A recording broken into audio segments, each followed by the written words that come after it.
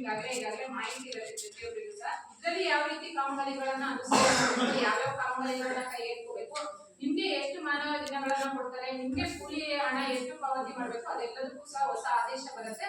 ಅದಕ್ಕೆ ಅನುಗುಣವಾಗಿ ಮುಂದಿನ ದಿನಗಳಲ್ಲಿ ಅನುಷ್ಠಾನ ಮಾಡ್ತಾರೆ.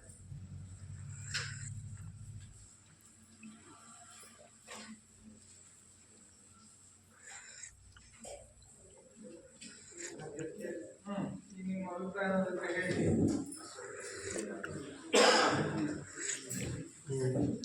ಎಲ್ಲರಿಗೂ ನಮಸ್ಕಾರ.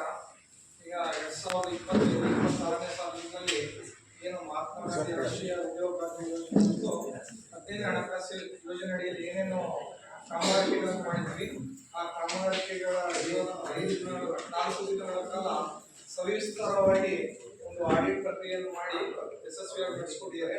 ಅದನ್ನ ನಿಮ್ಮ ಎದುರುಗಡೆ ಎಲ್ಲ ಒಂದು ಕಾಮಗಾರಿಕೆಯ ಖರ್ಚು ವೆಚ್ಚಗಳನ್ನು ಓದಿ ಹೇಳಿದ್ದಾರೆ. ಇದನ್ನು ಹೊರತುಪಡಿಸಿ ಈಗ ಉದ್ಯೋಗ ಖಾತ್ರಿ ಯೋಜನೆ ಏನಿದೆ ಜೂನ್ 30ಕ್ಕೆ ಅಂತ್ಯ ಆಗಿದೆ. ಈಗ ಜುಲೈ 1ರಿಂದ ವಿಬಿಜಿ ರಾಮ್ಜಿ ಅಂತ ಹೇಳಿ ಹೊಸ ಯೋಜನೆಯನ್ನ ಜಾರಿಗೆ ತರ್ತಾ ಇದ್ದಾರೆ. ಇಷ್ಟು ದಿನ ನಾವು ನರೇಗಾ ಯೋಜನೆ ಅಂತ ಹೇಳ್ಬಿಟ್ಟು ನಾವು ಹೇಳ್ತಾ ಇದ್ವಿ. ಈಗ ನಾವು ಜುಲೈ 1ರಿಂದ ವಿಬಿಜಿ ರಾಮ್ಜಿ ಅಂತ ಹೇಳಿ ಹೊಸ ಯೋಜನೆಯನ್ನ ಇದು ಮಾಡ್ತಾ ಇದ್ವಿ.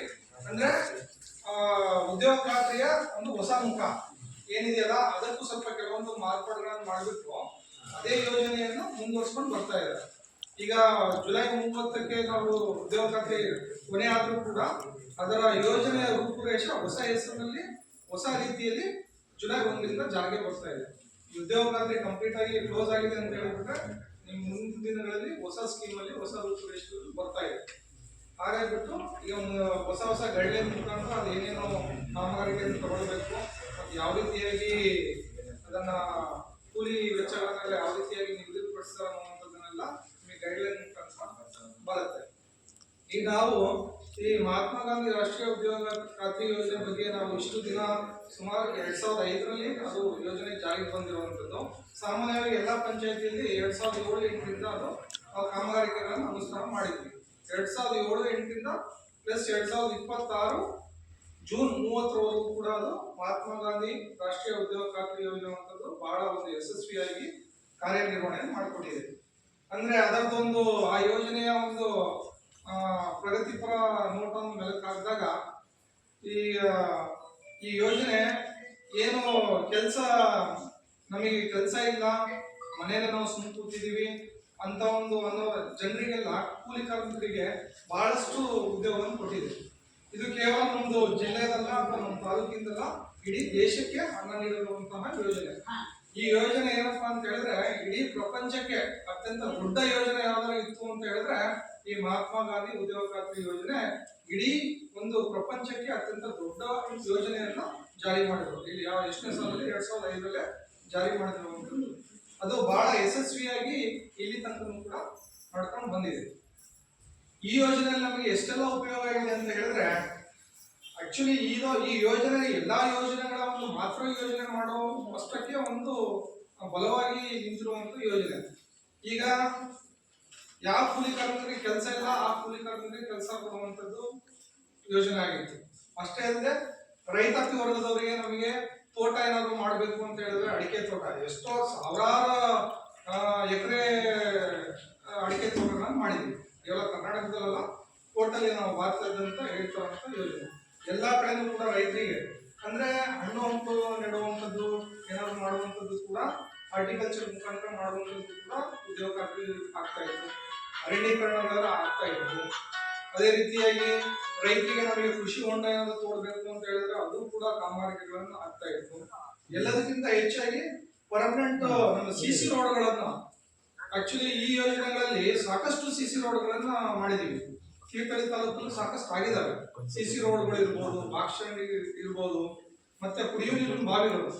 ಈ ಮಲೆನಾಡು ಭಾಗದಲ್ಲಂತೂ ಸುಮಾರು ಹೊಸನಗರ ಇರ್ಬೋದು, ತೀರ್ಥಹಳ್ಳಿ ಇರ್ಬೋದು, ನಂತರ ಸಾಗರ ತಾಲೂಕುಗಳೆಲ್ಲ ಇರ್ಬೋದು, ಸುಮಾರು ಕುಡಿಯುವ ನೀರಿನ ಬಾವಿಗಳನ್ನ ಈ ಯೋಜನೆ ಮಾಡಿಕೊಟ್ಟಿದೆ. ಮತ್ತೆ ಸಿಸಿ ರೋಡ್ಗಳು ಮಧ್ಯ ಸ್ಟಾರ್ಟಿಂಗ್ ಅಲ್ಲಿ ಇರಲಿಲ್ಲ, ನಂತರ ಹಂತದಲ್ಲಿ ಸಿಸಿ ರೋಡ್ಗಳನ್ನು ಈ ಯೋಜನೆಯಲ್ಲಿ ಜಾರಿ ಮಾಡಿಬಿಟ್ಟು ಸಿಸಿ ರೋಡ್ಗಳನ್ನು ಸಾಕಷ್ಟು ಉದ್ಯೋಗ ಖಾತ್ರಿ ಯೋಜನೆಗಳಲ್ಲಿ ಕೂಡ ಮಾಡಿಕೊಟ್ಟಿದ್ದೀವಿ. ಅಂದ್ರೆ ಅಂಗನವಾಡಿ ಸದಾ ಈ ಯೋಜನೆಯನ್ನು ನಾವು ನಿರ್ಮಾಣ ಮಾಡಿದ್ವಿ.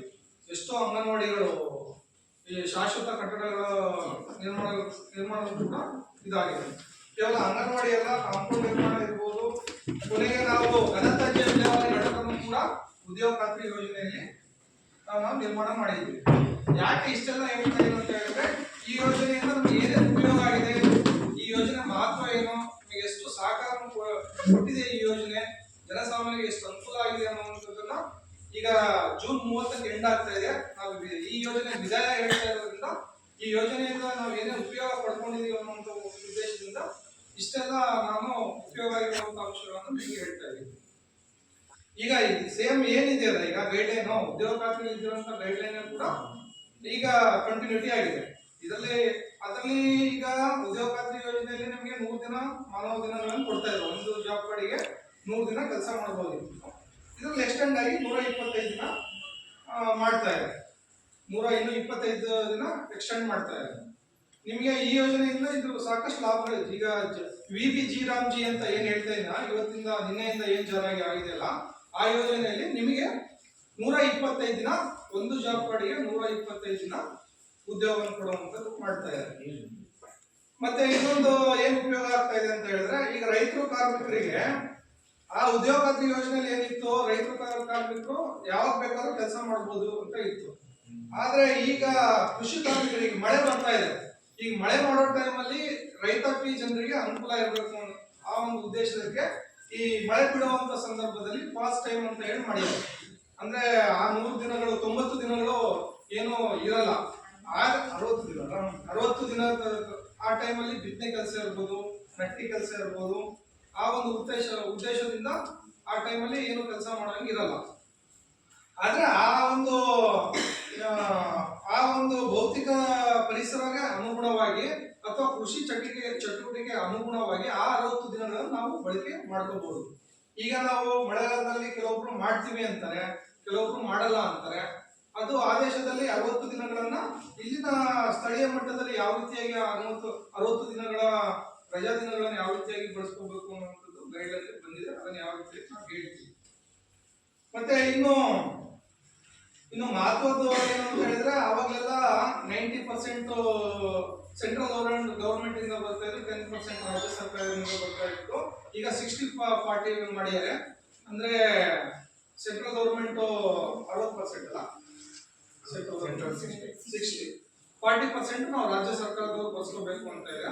ಅದು ಸ್ವಲ್ಪ ಅಲ್ಲಿ ಬೇರೆ ಹಂತದಲ್ಲಿ ಇದು ಗೈಡ್ಲೈನ್ ಆಗಿರೋದ್ರಿಂದ ಅದು ಸರ್ಕಾರ ಮಟ್ಟದಲ್ಲಿ ಇರುವಂತಹ ಯೋಜನೆ.